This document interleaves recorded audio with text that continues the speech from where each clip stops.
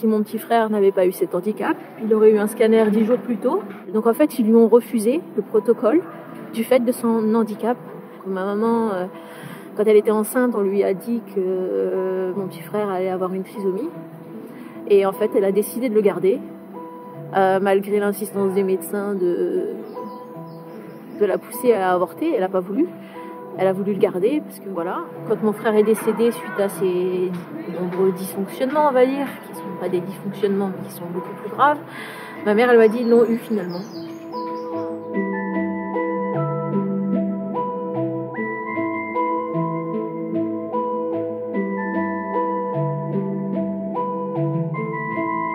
Moi, c'est Jamila El Bekri. Mon petit frère, Mehdi El Bekri, était un peu souffrant, donc il avait de la fièvre, etc.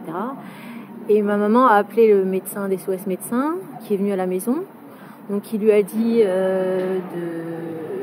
lui a préconisé d'aller faire une radio le lendemain matin et puis de faire des bilans sanguins, etc. Ma maman, voyant que mon petit frère n'allait pas bien dans la nuit, elle décide de l'emmener aux urgences du CHU de Nancy-Brabois. Elle se dit que comme ça, ce sera plus rapide, on pourra faire tous les examens et puis il pourra être traité rapidement. Donc il arrive au CHU aux urgences, donc on lui fait une radio et on lui fait une échographie. On dit à ma maman qu'ils vont le garder et qu'en fait ça nécessite 3 semaines d'antibiothérapie. Ce qui a choqué ma maman au début, c'est qu'en fait mon petit frère, quand ils l'ont mis dans la chambre, ils l'ont attaché au lit. Ils avaient des appréhensions peut-être, j'en sais rien, mais... Ma maman leur a dit, mais vous avez attaché la perfusion au lit, comment je fais pour l'emmener aux toilettes, vous n'avez pas le droit de l'attacher. Donc après, ils ont daigné le détacher. Pendant plusieurs jours, ils ont donné que des antibiothérapies. Une antibiothérapie, ils ont toujours dit à ma mère qu'il fallait 3 semaines d'antibiothérapie. Donc ma mère, elle fait confiance au médecin. Donc on lui dit qu'il faut 3 semaines d'antibiothérapie. Elle laisse son fils pour qu'il soit soigné. Mais comme elle voyait que ça se dégradait, que la fièvre ne tombait pas...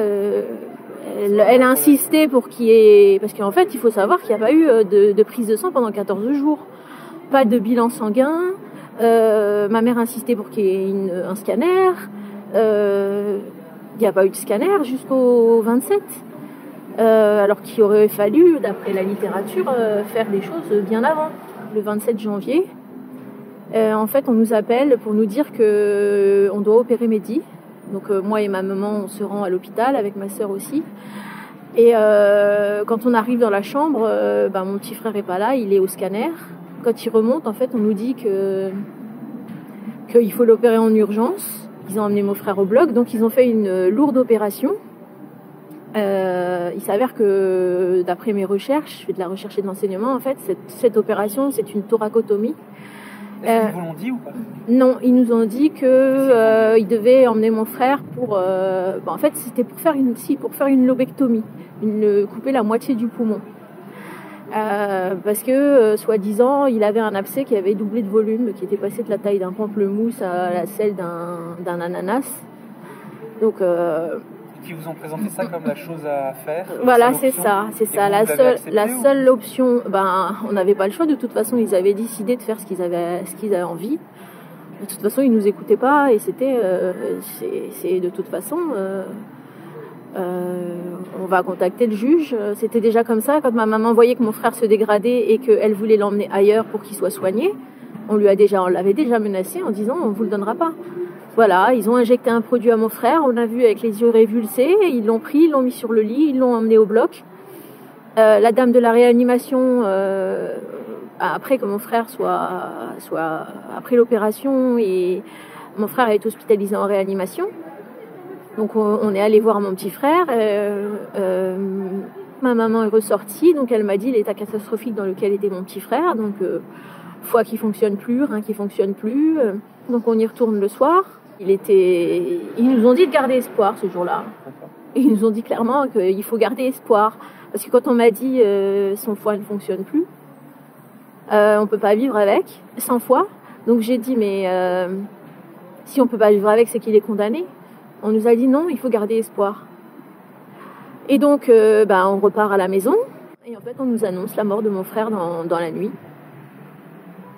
Dans la nuit. Quel jour? Dans la nuit du 29 au 30 janvier 2016. Donc, il a été déclaré officiellement mort le 30 janvier 2016 à 5h36 du matin. Est-ce que vous avez pu voir son corps après? Ben, quand on est arrivé, il était déjà à la morgue. Donc on a pu voir, oui, là on avait le droit de le voir. On n'avait pas le droit de le voir avant, mais là on a eu le droit de le voir.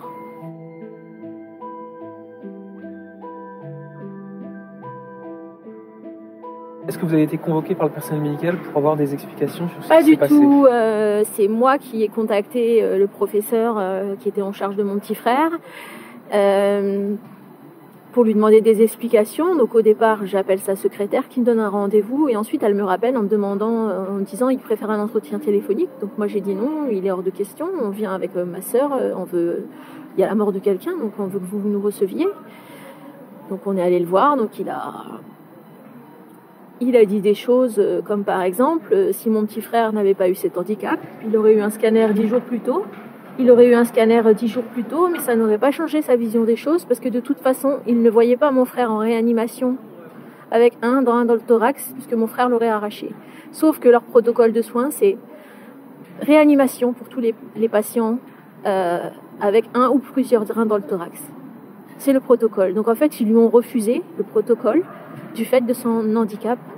Quand il arrive le premier jour, ils font une radio et ensuite ils font une échographie. Et cette échographie, elle permet de diagnostiquer très clairement la pleurésie purulente. Le médecin de l'hôpital du CHU de Nancy, qui est un professeur, il est pneumologue et donc il pose le bon diagnostic. Lui il dit qu'il a posé le bon diagnostic. L'expert dit qu'il a posé le bon diagnostic. Mais nous, on nous a dit des choses. Nous, on nous a dit qu'il y avait un abcès pulmonaire et qu'il fallait traiter par antibiothérapie. Mais eux, ils disent qu'ils savaient le premier jour. L'expert l'écrit aussi. Donc ça, c'est ce qu'ils ont mis dans le rapport, mais au début, ils vous ont pas dit qu'il y avait une pleurésie pulmonaire. Non. Donc, mais eux affirment qu'ils l'ont diagnostiqué très facilement le premier jour. L'expert l'écrit lui-même que le 5e jour, déjà, ça dégrade. Donc le 19, déjà, on voit une dégradation. Le 22, c'est pareil. Le 27, c'est pareil. On voit une dégradation progressive qui aurait dû les amener à réagir plus rapidement. Mais il n'y a rien qui se passe. Mais il s'avère que cette opération, c'est une opération qui s'appelle une opération de rattrapage. C'est écrit dans leurs propres documents, donc dans les thèses de Mesdames Sandra Lavric-David et Madame Valérie Ferrer. Donc ces deux thèses ont été réalisées au CHU de Nancy. Et donc il y a eu 51 enfants qui ont été sauvés. Mon frère, finalement, sa maladie, c'était une pleurésie purulente. Donc en fait, il fallait drainer sa plèvre dès le premier jour. Donc pour retirer le pus qui était contenu dans sa plèvre et donner des antibiotiques. Mais pas que donner des antibiotiques, parce que les antibiotiques ne peuvent pas traiter cette maladie. C'est comme un peu dans le cas d'une appendicite, par exemple. Vous avez l'appendicite, si on vous la retire pas, on sait très bien tous que y a une infection, il y a une péritonite et ça entraîne la mort. En fait, mon petit frère, c'est pareil. Il y avait du pus dans la plèvre qu'il fallait retirer en urgence et donner de l'antibiothérapie. D'ailleurs, dans leur thèse, dans la thèse de Madame Sandra Lavric-David, il y a le protocole de l'hôpital qui dit très bien que quand on a une pleurésie purulente comme ça, un épanchement pleural cloisonné, il faut drainer en urgence. Et que la littérature était déjà unanime à l'époque, sachant que ces deux thèses répertorient des enfants hospitalisés dans cet hôpital d'entre 1999 et 2004. Donc en fait, le protocole est connu de l'hôpital. Il a été éprouvé. Et donc, nous, on ne comprend pas pourquoi mon frère a été traité différemment. Et pourquoi on a tenté de nous le cacher. On nous l'a clairement caché, parce qu'on nous a dit que c'était l'antibiothérapie qui allait le sauver. Dans le dossier médical, on a déposé une plainte parce qu'il y a des considérations. Donc en fait, ils ont traité mon frère en fonction de son handicap. On ne traite pas les personnes en fonction de leur handicap. On les traite en fonction d'une maladie et selon les données acquises de la science. Selon les données acquises de la science et selon ce qui est écrit dans la littérature médicale. L'expert judiciaire qui a été mandaté par la justice dit tout le contraire de ce qu'il y a dans dans la littérature. On ne meurt plus de pleurésie en France ni dans les pays africains. J'ai trouvé des articles et des thèses de doctorat où il y a 4% de décès dans les pays africains et pour des personnes très âgées avec des comorbidités. Mon frère n'avait aucune comorbidité, il était jeune, il avait 16 ans. Et en fait, ce qui s'est passé, c'est qu'il est décédé parce qu'il n'a pas eu le protocole de soins qui est unanimement reconnu dans la littérature. Tout ça a été fourni à la justice et au jour d'aujourd'hui, il n'y a rien.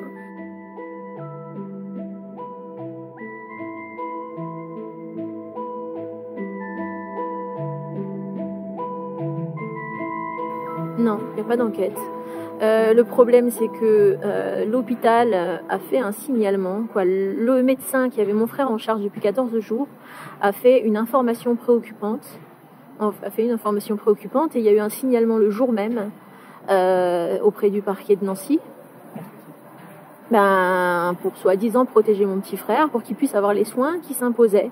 Donc en fait, le médecin, dans son information préoccupante, ne parle ni du nom de la maladie, ni de ce qu'il a fait depuis 14 jours, ni de ce qui est prévu de faire. Il ne dit rien en fait. Il dit juste, voilà, la maman a refusé des soins, c'est pour lui donner des soins. C'est vrai ? Mais elle n'a rien refusé dans la mesure où on lui a proposé que de l'antibiothérapie et que lui-même le dit. Quand j'ai porté plainte contre lui au Conseil de l'ordre des médecins, il a signé de sa main. Il dit que il a fait de l'antibiothérapie et il ne faisait aucun doute d'après l'expert qui lui donne un alibi, qui dit qu'on ne savait pas quand drainer, alors qu'on sait très bien quand drainer. Il fallait drainer dès le jour où on a diagnostiqué cette pleurésie purulente. Une fois qu'on a été écarté, mon petit frère a été débranché, à notre insu. Pourquoi je l'affirme aujourd'hui, c'est parce que je suis chimiste, que je fais de la recherche et de l'enseignement, et que l'expert et le médecin qui a rédigé le compte-rendu d'hospitalisation disent que mon frère devait avoir 100% d'oxygène, et il a eu de l'air. Il a eu 21% d'oxygène, c'est ce qui est contenu dans l'air. Et d'après la littérature médicale que j'ai fournie également, c'est ce qu'on appelle le sevrage terminal ou le sevrage ultime, le terminal weaning en anglais. Et c'est comme ça qu'on débranche les patients à l'insu de leur famille. C'est-à-dire que c'est comme si on lui retirait le tuyau de la bouche. On le remet à l'air en fait, on lui donne de l'air, c'est pareil. À partir du moment où il y a eu cette information préoccupante qui était concomitante à une hospitalisation, en fait la France a été condamnée en juin 2020. Il y a l'arrêt Innocence en danger et enfance et partage contre France qui dit qu'une information préoccupante concomitante à une hospitalisation, l'État est dans l'obligation de faire une enquête dans l'intérêt supérieur de l'enfant pour voir pourquoi il est mort. Parce qu'en fait, mon frère est décédé moins de 48 heures après ce signalement de l'hôpital. Il n'y a personne qui est allé voir dans quel état était mon frère, pour quelle raison il était dans cet état, quels étaient les soins qui devaient être donnés. Il n'y a personne. Et en fait, justement, cet arrêt dit que le médecin qui a émis cette information préoccupante doit être interrogé par la police et qu'on doit faire une enquête pour vérifier que le mineur a effectivement été protégé. L'État a l'obligation de faire des enquêtes dès qu'il a connaissance de la mort de quelqu'un. Là, on lui a dit qu'il y avait eu un problème. L'enfant, il décède 2 jours après. On a retiré toute autorité de soins à une mère. En toute logique, on fait une enquête pour ça. Il y a quelqu'un qui est responsable de son décès. Maintenant, aujourd'hui, on nous fait un non-lieu ab initio en nous disant « circulez, il n'y a rien à voir, il n'y a personne qui est responsable ». Oui, et donc pourquoi ma mère a subi un retrait d'autorité parentale partielle que sur les soins? Et pourquoi on nous a empêché de voir mon frère dans les derniers instants? C'est ça la question.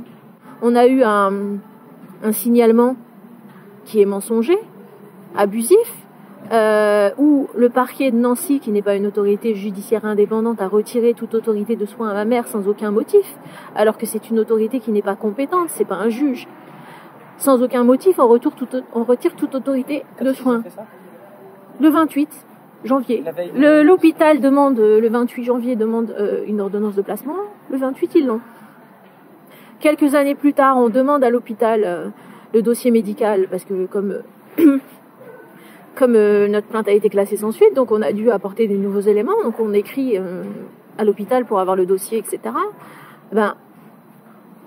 Le 19 juillet 2020, l'hôpital fait une plainte. Le 19 juillet 2020, il y a un SOI transmis qui dit qu'on doit être interrogé par la police.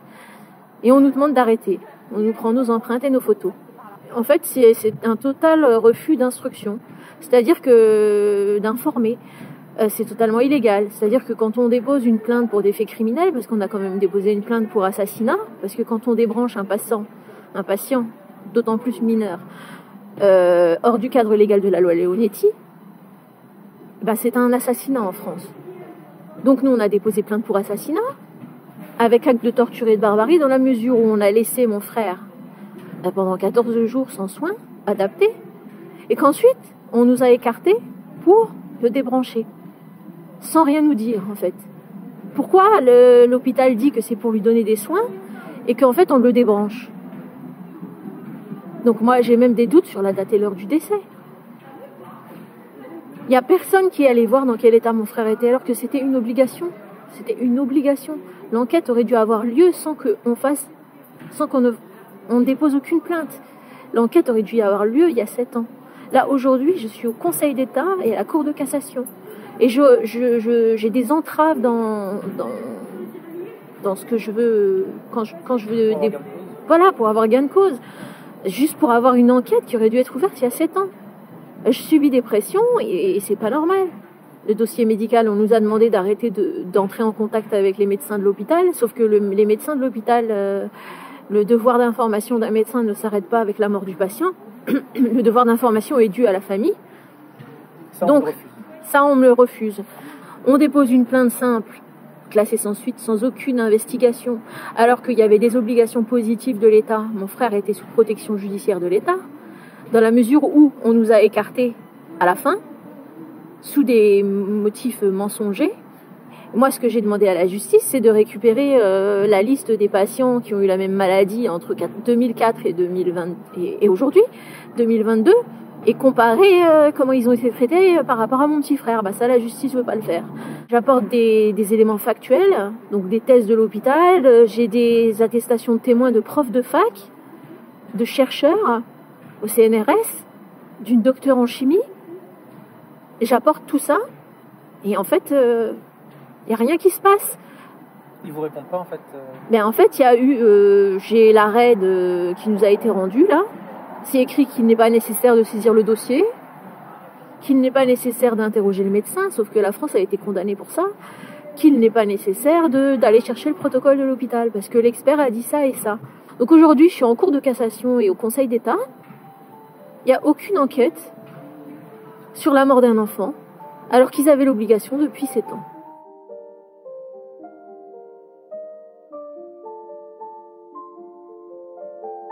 Il y a l'hôpital de Strasbourg, par exemple, le CHU, il y a un documentaire qui est très bien fait, qui s'appelle CHU de Strasbourg, l'art du camouflage, qui montre bien que les familles ont d'énormes difficultés à récupérer les dossiers et en fait, en général, on incrimine les familles et les patients eux-mêmes en cas de faute.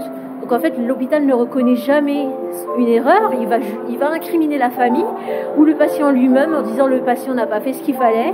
D'ailleurs, le professeur Christian Maresco l'explique très bien dans ce documentaire. Et lui, il était interne dans l'hôpital de Strasbourg, donc il sait très bien ce qui se passe. Il sait très bien ce qui s'y passait. Et en fait, on se rend compte que ça, c'est systémique, que ça se passe dans de nombreux hôpitaux. C'est pas qu'à Strasbourg. Ça fait peur d'aller à l'hôpital aujourd'hui, parce qu'on se dit... les médecins peuvent faire de nous ce qu'ils veulent.